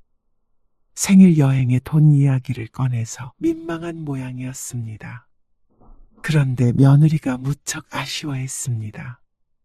애들도 해외 한 번도 못 가봤잖아. 어린이집 친구들은 여름 휴가 때도 다녀오고 그랬던데. 그러자 아들이 곤란한 기색을 보였습니다. 그건 나중에 우리끼리 얘기하자. 이번에는 아버지 생신이니까 가까운 데로 1박 2일 정도 다녀오면 되지. 해외여행 가면 돈이 얼마나 드는데? 김 씨가 넌지시 묻자 아들이 눈을 굴리며 대답했습니다. 요새 일본이 싼데 일본만 가도 그래도 4인 가족 기준으로 한 400 정도는 들지 않을까요? 3박 4일 정도? 쇼핑하면 더 들긴 하겠지? 아무래도 그렇지. 400은 최소일 것 같은데. 그러면 최소 1인당 100만 원이란 소리지. 네. 그렇죠. 그리고 다 같이 가면 9명이잖아요. 가서 아무것도 사지 않아도 1,000만 원 가까이 든다는 말이었습니다. 그 말에 며느리는 김 빠진 듯한 한숨을 쉬었습니다. 아쉬움이 큰 것 같았습니다. 그러면 가자. 네? 여행 경비 내가 뗄 테니까 가자고. 너희가 알아봐라. 정말요, 아버님? 며느리가 크게 기뻐했고 작은 아들도 얼떨떨한 표정이었습니다. 아버지 생일이라고 여행을 가자는 자식들이 기특했습니다. 아버지가 전부요? 그래. 그러니까 네 형이랑 상의해봐. 작은 아들도 싫지 않은 모양이었습니다. 그러면서 아까 말했던 일본을 갈까 하고 며느리에게 작게 서근거리기도 했습니다. 자식들이랑 해외여행도 한번 가본 적이 없는 것 같았습니다. 이참에 손주들과 함께 좋은 경험을 하면 여러모로 좋을 것 같았죠. 아들 며느리들이 상의를 해서 비행기나 숙박은 전부 예약을 했고 모든 건 김 씨의 카드로 이루어졌습니다. 애들 불편하다고 큰 호텔을 예약해서 예상했던 것보다 많은 금액이 나왔습니다. 그런데 모처럼 가는 여행의 돈은 아끼지 말자는 생각을 해서 아무 말도 안 했습니다. 그렇게 설레는 마음으로 떠난 일본. 그런데 여행 첫날부터 김 씨는 어려움을 느껴야 했습니다. 아이고, 사람 참 많다. 추운 날씨에도 불구하고 인파에 깔려 죽을 것 같았습니다. 유명한 관광지라서 그런지 세계 각지의 외국인들이 많이 보였습니다. 아들을 쫓아 부지런히 걷는데도 자꾸만 사람들과 부딪혔습니다. 자식들은 아이들을 챙기기 바빠 보였습니다. 좀 천천히 가자. 그렇게 빠른 걸음으로 가니까 자꾸 부딪혀. 인터넷에 있는 맛집에 갈 건데 빨리 안 가면 줄 엄청 서야 한대요. 자식들이 서두르는 이유는 있었습니다. 하지만 그렇게 서둘러서 도착한 식당은 이미 많은 사람들이 줄을 서서 기다리고 있었습니다. 그러니까 좀 빨리 걸으시라니까. 작은 아들이 불만스러운 목소리로 말했습니다. 5분만 빨리 도착했으면 20분은 빨리 들어갔을 거라면서 말이죠. 식당 앞에 놓여있는 의자에는 이미 사람들이 전부 앉아 있었고 김 씨 일행은 서서 기다려야 했습니다. 다리 아파. 춥고. 손주들도 힘든지 몸을 베베 꼬았습니다. 기다리는 게 문제가 아니라 추위에 떠는 게 가장 힘들었습니다. 얼마나 맛있길래 다들 이렇게 벌벌 떨어가면서 기다리나 싶었습니다. 사실 김 씨의 평소 성격 같았으면 줄 안 서는 다른 식당에 가자고 했을 텐데 자식들과 함께 오니까 그렇게 말할 수도 없었습니다. 그렇게 1시간가량 기다려서 들어간 곳은 초밥집이었습니다. 회는 그래도 좀 먹지만 초밥은 그다지 좋아하는 편은 아니었습니다. 그런데 일본에 와서 초밥을 마다할 정도로 까탈스러운 사람도 아니었죠. 맛있죠? 그래. 맛있네. 근데 애들 먹을 거 없는 거 아니야? 애들 국물에다가 먹으면 돼요. 계란 초밥도 있고 고기로 만든 것도 있어서 괜찮아요. 자식들은 어찌나 잘 먹는지 몰랐습니다. 맥주도 시켜서 한 입 먹을 때마다 감탄을 쏟아냈습니다. 이렇게 여행 오니까 너무 좋다. 너무 신나. 그렇죠, 형님? 제가 해외여행 하자고 했어요. 잘했죠? 화기애애한 분위기에 김씨도 미소를 지었습니다. 그렇게 몇 접시 먹고 나니까 김씨는 배가 부르고 물렸습니다. 초장 같은 것도 없이 간장에다만 먹으려니까 느끼하기도 했죠. 아이들에게는 휴대폰을 쥐어주니까 얌전했고 아들과 며느리들은 이야기꽃을 피웠습니다. 입맛에 안 맞으세요? 젓가락을 놓고 얘기만 듣고 있으니 아들이 물었습니다. 아니야. 다 먹었어. 좀 느끼하네. 하나도 안 느끼한데. 매운 김치 한 조각이 땡기긴 하네. 김씨가 웃으며 가볍게 한 이야기에 며느리들이 서로 눈을 마주쳤습니다. 아들도 인상을 찡그렸습니다. 외국 와서 한국 음식 찾으시면 어떡해요? 찾는 게 아니라 그러면 한국 여행했죠. 그러면 김 빠져요. 아니야. 맛있다니까 그러네. 아들은 김씨를 여행 와서 불평만 늘여놓는 부모 취급을 했습니다. 그저 김치가 땡긴다는 말 한마디만 했을 뿐인데 말이죠. 김씨는 멋졌고 민망해서 괜히 초밥 한 점을 더 집어먹었습니다. 그렇게 식사를 하고 나왔는데 이번에는 추위 때문에 힘들었습니다. 한국의 겨울보다는 좀 낫다고 해서 적당히 두꺼운 옷을 입고 왔는데 한국과 별반 다를 게 없는 것 같았습니다. 그런데 추위를 모르는 아이들은 신나 보였고 아들들도 김씨보다는 상황이 나아 보였습니다. 자꾸 몸을 움츠렸더니 온몸이 아픈 것 같은 기분이었습니다. 아이고, 추운데 어디 좀 들어가자. 여기저기 구경한다면서 자꾸만 바깥을 돌아다니는데 이러다가 몸살이라도 날 것 같았습니다. 한 10년만 더 나이 들면 여행은 영 힘들 것 같았습니다. 김씨의 말에 아들이 뒤를 돌아봤습니다. 저기 길 끝까지 다녀올 생각인데. 힘드세요? 다리 아프고 그런 게 아니라 너무 춥잖냐. 이럴 줄 알았으면 따뜻한 동남아로 가자고 할 걸 그랬습니다. 2시간은 돌아다닌 것 같은데 뭘 그렇게 더 볼 게 있는지 몰랐습니다. 잠깐이라도 카페 같은 데서 몸이라도 녹이고 싶었습니다. 저기 잠깐 들어갈까요? 아들의 말에 김씨가 반색을 했습니다. 그런데 들어가면서 며느리들의 한숨 소리가 들린 것 같았습니다. 하지만 막상 들어가니까 무슨 샌드위치며 각종 디저트가 있어서 며느리들이 좋아했습니다. 그런데 다음날 김씨는 황당한 얘기를 들었습니다. 저희 오늘 신사에 갈 건데. 거기는 위에까지 걸어 올라가야 해서 조금 힘드실 것 같은데, 그리고 오늘 엄청 춥대요. 어제보다. 며느리의 말에 한숨을 참았습니다. 이럴 줄 알았으면 어제 점퍼라도 하나 사야 했습니다.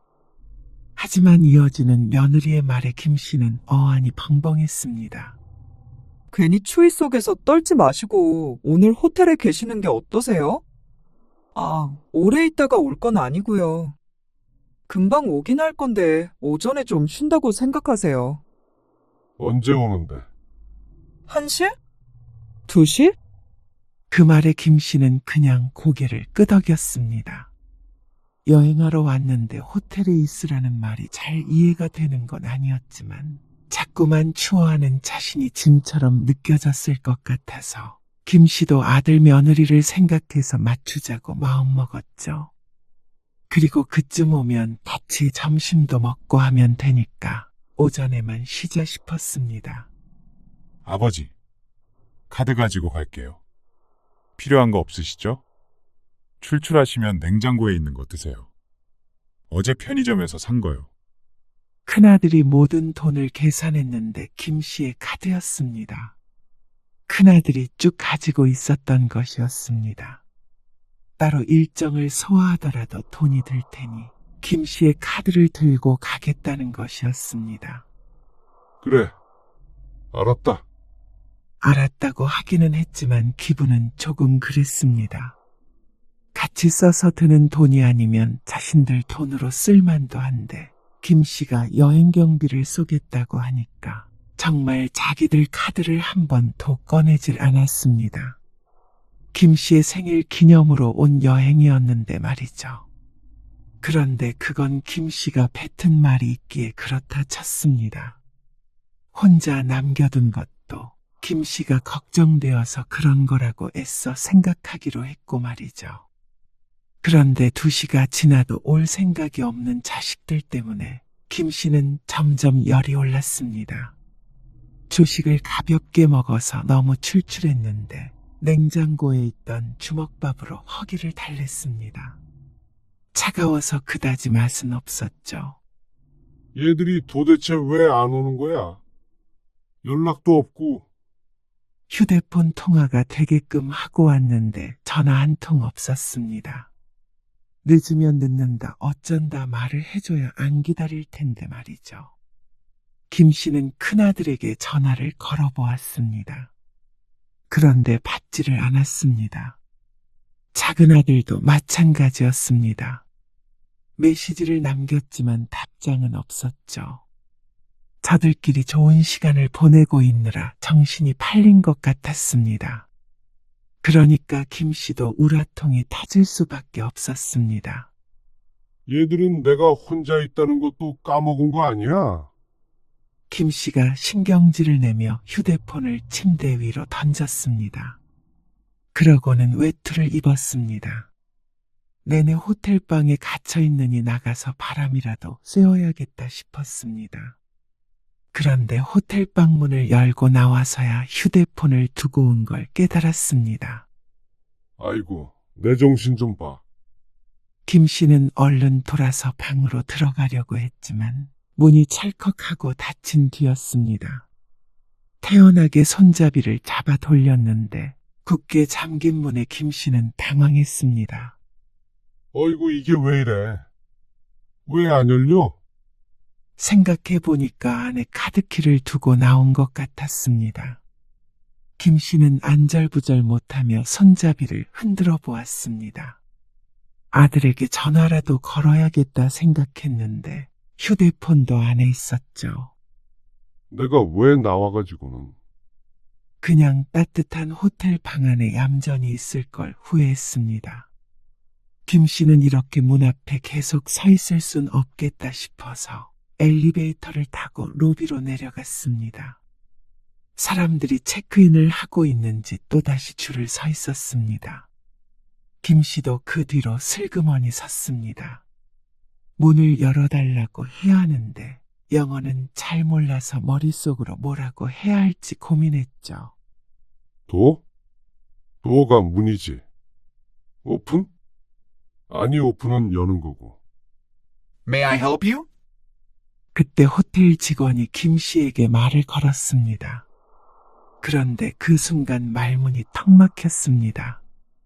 도어라는 단어도 얼른 입 밖으로 안 나왔습니다. 그러자 직원이 상냥하게 웃으며 재차 물었습니다. 저기, 도어. Door? 예스. 응. 도어. 노 오픈? 그러자 귀신같이 알아듣고는 뭐라고 길게 설명을 하는 것 같았습니다. 대부분 못 알아들었고 룸넘버라고 하는 말만 알아들었습니다.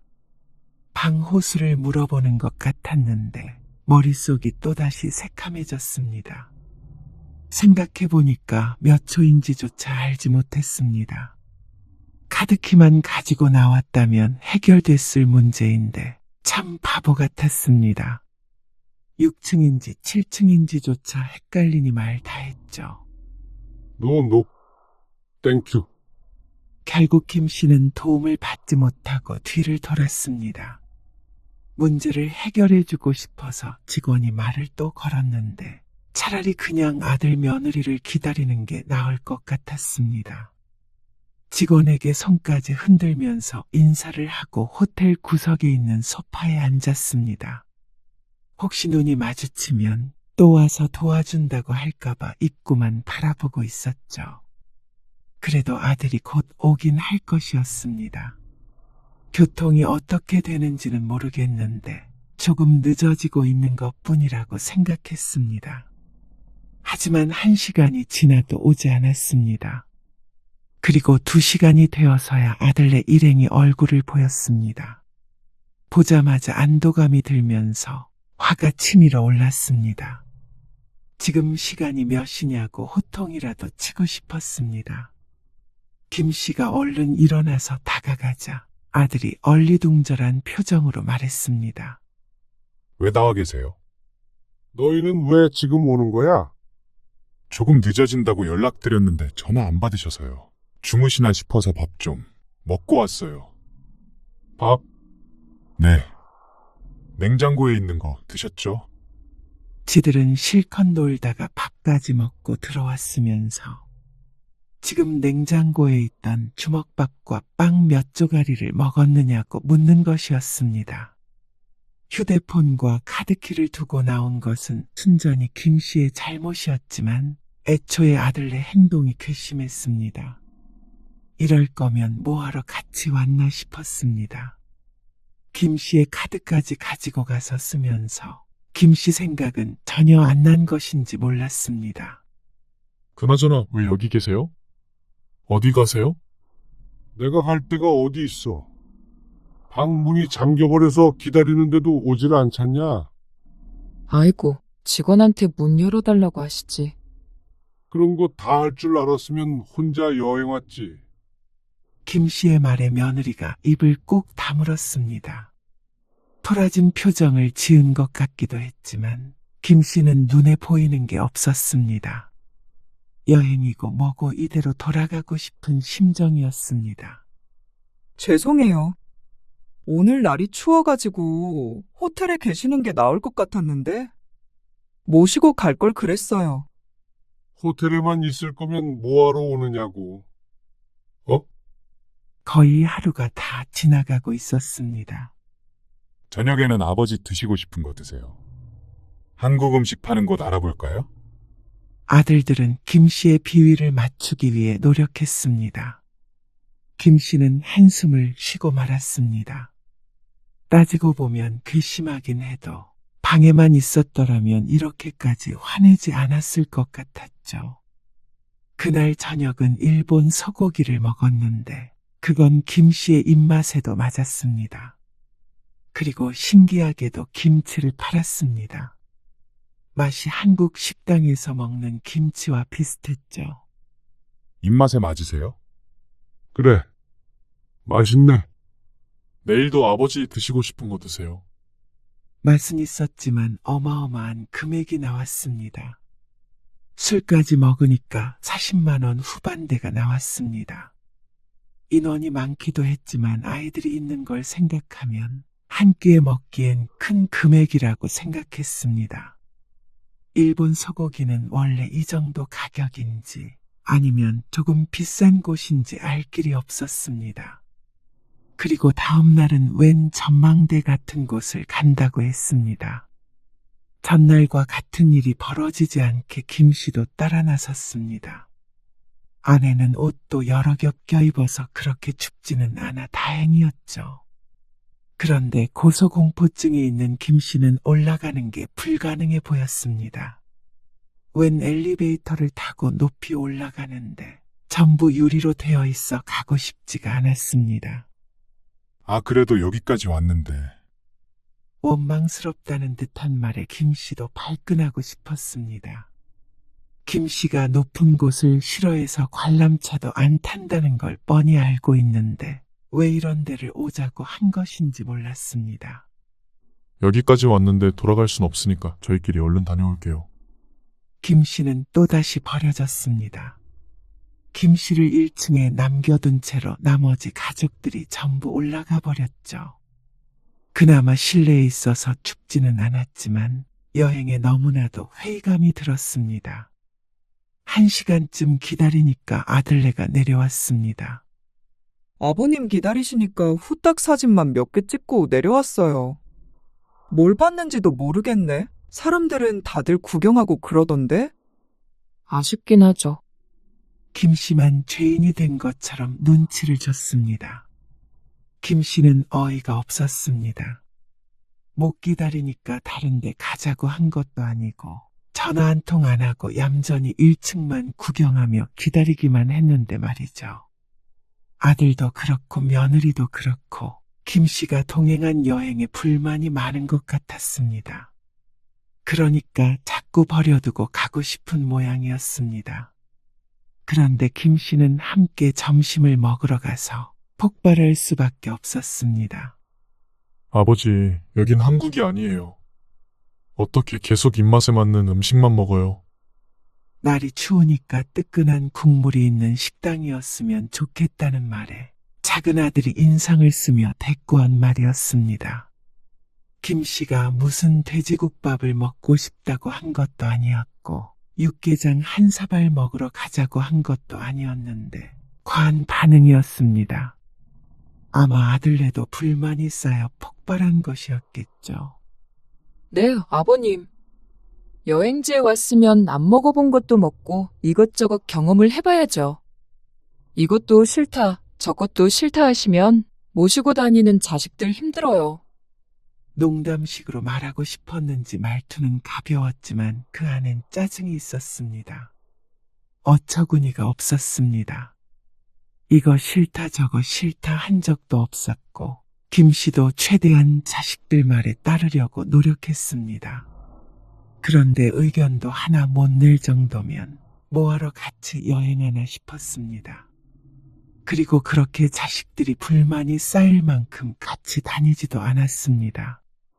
자꾸만 두고 가는데 그럴 시간이 있을 리가요.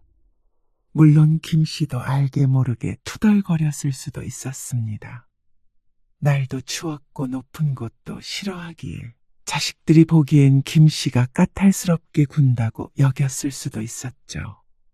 그런데 이 정도는 자식도 이해해 줄 수 있는 문제 아닌가 싶었습니다. 뭐가 그렇게 못마땅한지 몰라도 김 씨도 힘들었습니다. 나이 들어 해외를 여행한다는 것은 유연한 젊은이들과는 조금 달랐습니다. 그래도 노력 중이었죠. 하지만 그런 김 씨를 외면하고 타박만 하는 자식들. 그 와중에 결제는 김 씨의 카드로 잘만 했습니다. 김 씨에게 불만은 있어도 김 씨의 돈엔 불만이 없는 모양이었죠. 비행기표 끊어라. 네? 나 지금 한국 돌아갈 테니까 얼른 비행기표 예약하라고. 그게 무슨 말씀이세요? 그 카드도 이리 내. 아버지 카드요? 그래. 어서 내놓지 못해. 김 씨의 말에 아들이 얼떨결에 김 씨의 카드를 돌려주었습니다. 아버지, 당장 비행기표 끊어라. 이 여행 난 더는 못하니까. 왜 그러시는데요? 왜 그러냐고. 그걸 몰라서 그래. 지금 내가 뭐 때문에 1,000만 원 넘게 들여가면서 너희랑 같이 여행 온 거냐? 내 생일이라고 여행 오자고 했던 거 아니냐? 그렇죠. 근데 이게 뭐야? 이래서 혼자 있어라, 저래서 혼자 있어라. 여기 와서 뭘 한 것 같지도 않다? 그건 아버지가 춥다고 그러시고, 높은데도 싫다고 그러시고. 그러면 너희가 내 생일 기념으로 여행을 온 거면 적어도 나도 같이 즐길 수 있는 스케줄로 짰어야지. 내 카드만 쓸 줄 알지 배려가 전혀 없잖아. 이럴 거면 뭐하러 같이 온 거야? 공짜 여행하려고. 아니요, 그건 아니죠. 하나도 즐겁지도 않고 뜨끈한 국물 있는 음식 먹자고 말 한마디 하는데 그렇게 죽자고 달려드는데 내가 이 여행을 계속하고 싶겠어. 아버지, 죄송해요. 안 그럴게요. 이틀만 더 있으면 되는데 어떻게 지금 돌아가요? 비행기표도 없을 거고 호텔 값은요. 아깝잖아요. 하나도 안 아깝다. 남은 여행 동안 이렇게 있을 거 생각하면 그깟 돈 좀 날리고 집에 가는 게 나아. 아버님, 저희는 그런 뜻이 아니었어요. 죄송해요. 네, 아버님. 기분 푸세요. 앞으로는 이런 일 없을 거예요. 김 씨는 대답하지 않았습니다. 당장 돌아가는 게 무리라는 건 알았습니다.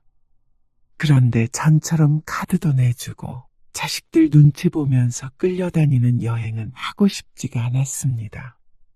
김 씨가 별말 없이 자식들 말에 따르고 모든 걸 자식 위주로 생각했더니 자식들이 그런 김 씨를 배려하는 게 아니라 무시하고 있는 것 같았습니다. 그렇다면 김 씨도 자식들을 배려할 필요가 없었습니다. 그 뒤부터는 김 씨는 아들에게 카드를 주지 않았습니다. 내가 먹기 싫은 게 있으면 억지로 먹지 않았고, 가기 싫은 곳이 있으면 싫다고 말했습니다. 그러니까 오히려 자식들이 김 씨의 눈치를 보며 더 잘했습니다. 밥값도 자식들끼리 모아서 냈고, 김 씨의 의견을 물었습니다. 그렇게 남은 여행을 마쳤죠. 하지만 그런다고 한들 김 씨의 마음이 풀린 것은 아니었습니다. 이번 여행에서 얻은 교훈이 있었습니다. 아버님, 저 일찍 퇴근해 볼게요. 오늘 30분 지각했잖아. 그런데 1시간 일찍 퇴근하겠다고? 죄송해요. 연우랑 진우가 오늘 소풍 다녀왔는데 피곤할 것 같아서 조금 일찍 데리러 가려고요. 그래. 그렇게 해라. 네. 감사해요, 아버님. 대신 월급에서 깔 거니까 그건 알아도. 네? 그게 무슨 말씀이세요? 자, 이게 지금 근무 시간이거든. 어제도 20분 늦었고 그저께도 30분 늦게 왔어. 퇴근은 10분, 20분씩 일찍 했고. 이거 다 환산해가지고 월급에서 다 차감할 거야. 아버님, 가족끼리 왜 그렇게까지 하셔요? 몇십 분 정도는 좀 봐주실 수도 있지. 며느리가 서운하다는 듯이 말했습니다. 하지만 그간 이런저런 사정을 봐줘가며 일했더니 며느리는 더욱 게을러졌습니다. 일을 시부를 우습게 받거나 둘 중 하나겠죠. 뭐든지 배려한다고 능사가 아니었습니다. 그리고 다음 달부터는 원래 주던 월급으로 줄 거다. 그동안엔 보너스 개념으로 좀 더 넉넉히 넣어줬었는데 굳이 그럴 필요가 없었습니다. 그럴 거면 차라리 더 빠릿빠릿한 대학생 알바생을 쓰는 게 나았습니다. 이리저리 어떻게 하면 일을 덜할까 궁리하는 며느리보다는 말이죠. 그러자 며느리는 할 말을 잃은 듯 했습니다. 김 씨는 신경 쓰지 않았습니다. 그게 싫다면 다른 일을 알아보면 됐습니다. 남들과 똑같이 대접받는 게 싫다면 말이죠. 며느리는 결국 시간을 채우고 집에 갔습니다. 그리고 다음 날 큰 며느리가 또다시 친구들을 데리고 카페에 왔습니다. 32,500원. 네? 결제해야지. 여자 셋이 와서 케이크 종류까지 시켰으면서 결제할 생각을 하지 않는 며느리. 그걸 가만히 뒀더니 그게 자신의 권리인 줄 아는 모양이었습니다. 김 씨는 끝까지 며느리를 쳐다보았습니다. 그러자 며느리가 마지못해 결제를 했습니다. 아마 다음부터는 김 씨의 카페로 오지 않을 수도 있었습니다. 돈을 내야 한다면 굳이 이곳으로 올 필요도 없겠죠. 이렇게 보니까 김 씨도 참 바보같이 굴었던 것 같았습니다. 호의가 계속되면 권리인 줄 안다는 게 딱 김 씨의 가족을 뜻하는 말이었습니다. 생각 같아서는 여행 갔던 비용을 전부 청구하고 싶지만 그건 김 씨가 내기로 약속하고 간 거라 그렇게 쪼잔한 짓은 하지 않았습니다. 하지만 앞으로는 또 다른 이야기였습니다. 이제는 김 씨는 자식들을 위해 한 푼도 손해보지 않을 예정이었습니다. 이런 자잘한 부분에 있어서도 김 씨의 재산에 있어서도 말이죠. 어느 날 김 씨는 자식들을 불렀습니다. 유언장을 보여주기 위해서였습니다. 여행에서 돌아온 날부터 천천히 준비한 것이었습니다. 이게 뭐예요? 나 죽으면 재산 전부를 기부하겠다는 유언장이야. 그러자 다들 난리가 났습니다. 그게 무슨 말씀이세요? 말 그대로야. 생각해보니까 너무 아깝잖냐? 자식이라고 하더라도 부모 생일도 기억 못해. 여행에서는 지들끼리 희희낙낙. 그런데도 부모 죽으면 그 돈을 고스란히 가져가는 건 너무 불공평하지. 그럴 거면 내가 쓸 거 다 쓰고 어려운 사람들 돕고 사회에 공헌하는 게 낫겠다 싶어서. 그게 말이 돼요? 아니, 아버지. 법을 잘 몰라서 그러시는 것 같은데. 그렇게 하더라도 저희가 상속자라서 유류분 청구하면 다 받을 수 있어요. 너야말로 법을 잘 모르나 본데. 전부 받을 순 없지. 그 절반밖에 못 받는 거 모르냐? 그러자 아들들이 꿀먹은 벙어리가 되었습니다. 김 씨도 그동안 이리저리 알아보고 결정한 것이었습니다. 아무리 서운한 일이 있으시다고 저희한테 그러실 순 없으세요. 애엄마한테도 서운하게 하셨다면서요? 나는 원칙적으로 할 거야. 이제부터. 그리고 내 재산 내가 마음대로 하겠다는데 그럴 수 있고 없고를 왜 네가 판단해? 아버지, 이렇게까지 하시면 저희도 섭섭해서 아버지 못 모셔요. 결국에 아버지 더 나이 드시면 자식들밖에 없으신데. 부모 제대로 챙기지 않는 자식 둘 있는 것보다 돈 10억이 더 낫지 않겠냐. 그래서 일단 내가 다 쓰고 죽는다는 생각으로 살 거야. 그러다가 남는 게 있으면 전부 기부하겠다는 거고. 그러자 할 말이 없는 듯 아들이 입을 다물었습니다. 그런데 혹시 모르지. 너희 하는 거 봐서 죽기 전에 유언장은 없애줄 수도. 사실 마음은 반반이었습니다. 이대로 자식들과 멀어지는 길과 유언장을 빌미로 제대로 된 부모 대접을 받는 것. 하지만 어느 쪽 하나 김 씨가 손해볼 것은 없었습니다. 모든 것이 김 씨의 손에 달렸으니 말이죠. 아들은 서로를 허탈하게 바라보았습니다. 이제서야 김 씨의 의지를 느낀 모양이었습니다.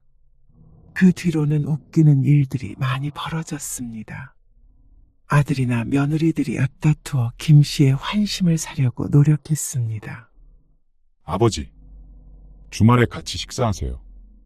괜찮은 장어집이 있는데 아버지 몸보신 하셔야죠. 장어? 네, 송철이도 주말에 맛있는 거 사주겠다고 그러더니 갑자기 왜 그러냐? 지들 부탁할 게 없으면 생전 살갑게 전화 한 번 안 하더니 자식들이 갑자기 달라졌죠. 며느리들도 마찬가지였습니다. 작은 며느리는 갑자기 출근 시간을 30분 앞당겼고 큰 며느리는 지인들을 데리고 와서 매출을 올려주겠다고 했죠. 그런 변화가 달가오면서도 달갑지 않았습니다.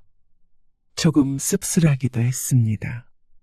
물질적인 조건이 아니면 부모란 존재가 자식에게 어떤 위치인가를 더욱 명확하게 깨닫게 되었습니다.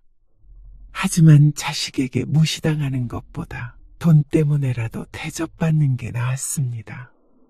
어떻게 보면 자식을 위협할 수 있는 재산이 이만큼이라도 있는 게 다행이라고 생각했습니다. 그게 아니었다면 지금쯤 전세는 서로 반대가 되었을 테니 말이죠. 아버지, 여름 휴가에 다 같이 놀러 가는 게 어떠세요? 아, 물론 비용은 저희들끼리 반반씩 내기로 했어요. 어느 날 아들이 물었습니다. 그래서 김 씨가 대답했습니다. 올해 나는 친구들이랑 중국 여행 가기로 했다. 너희는 너희끼리 놀아. 아, 그러세요? 김 씨는 자식들에게 의지하지 않기로 했습니다. 자식들이 잘하겠다고 하면 말리진 않겠지만 김 씨가 우선 자식들에게서 정서적으로 독립을 해야 했습니다. 그래야 나중에 서러울 일이 없을 것 같았습니다. 그리고 그렇게 마음먹으니까 김 씨는 더 이상 자식들 눈치를 안 볼 수 있었습니다. 자식들도 그러니까 더욱 잘하려고 부모 눈치를 받고 말이죠. 자식을 사랑하는 방법도 부모를 공경하는 방법도 결국은 적당한 거리를 유지하는 것이었습니다.